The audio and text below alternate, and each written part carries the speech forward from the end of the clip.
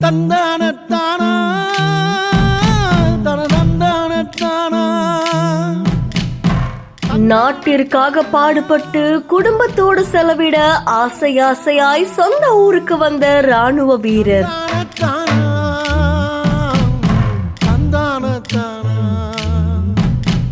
ரயிலில் நடந்த கோர விபத்தில் பரிதாபமாக பறிபோன உயிர்.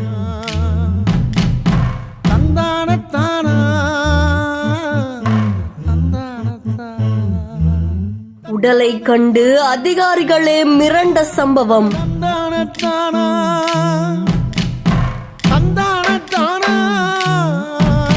திண்டுக்கல் மாவட்டம் தாடிக்கும்பை அடுத்த மாரம்பாடி அப்படின்ற கிராமத்தை சேர்ந்தவர் தான் பாஸ்கர். இவர் ஒரு ராணுவ வீரர். கடந்த 8 வருஷமா ராணுவத்துல சேர்ந்து நாயக்கா வேலை பார்த்துட்டு வந்தாங்க அப்படின்னு சொல்லப்படுது. இப்போ உத்தரப்பிரதேசம் மிரட் சிட்டில இருக்கிற ராணுவ கண்டோன்மெண்ட்ல பணியில இருந்துட்டு வந்ததாகவும் கூறப்படுது. இந்த நிலையில 1 மாசம் விடுமுறை கிடைச்சதால தன்னோட குடும்பத்தோட செலவிடலாம் அப்படின்னு சொல்லி பாஸ்கர் வந்திருக்காங்க.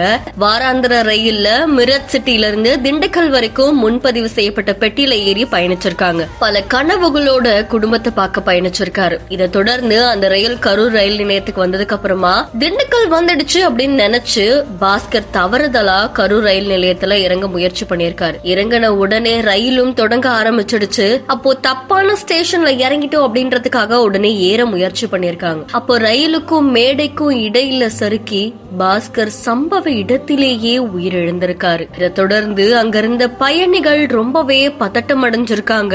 இது தொடர்பா ரயில்வே நிலைய போலீசாருக்கும் தகவல் கொடுக்கப்பட்டிருக்கு. உடனே அவருடைய உடைமைகளை ஆய்வு செஞ்சு பார்க்கும்போது அவர் பற்றின தகவலும் கிடைச்சிருக்கு. இந்த நிலையில ரயில்வே போலீசார் ராணுவ வீரருடைய உடலை மீட்டு பிரேத பரிசோதனைக்காக கரூர் அரசு மருத்துவக் கல்லூரி மருத்துவமனைக்கு அனுப்பி வச்சிருக்காங்க. இது தொடர்பா கரூர் இருப்பு பாதை காவல் நிலைய போலீசாரும் விசாரணை மேற்கொண்டு வராங்க அப்படின்னு சொல்லப்படுது. ராணுவ வீரரான பாஸ்கருக்கு மனைவியும் மகளும் இருக்காங்க அப்படின்னு சொல்லப்படுது. பல நாட்களா நாட்டுக்காக போராடி 1 மாச விடுப்பு கிடைச்ச உடனே குடும்பத்தோட செலவிடலான்னு வந்த ராணுவ வீரருக்கு நடந்த சோகம் பலரையுமே சோகத்துல ஆழ்த்திருக்கு.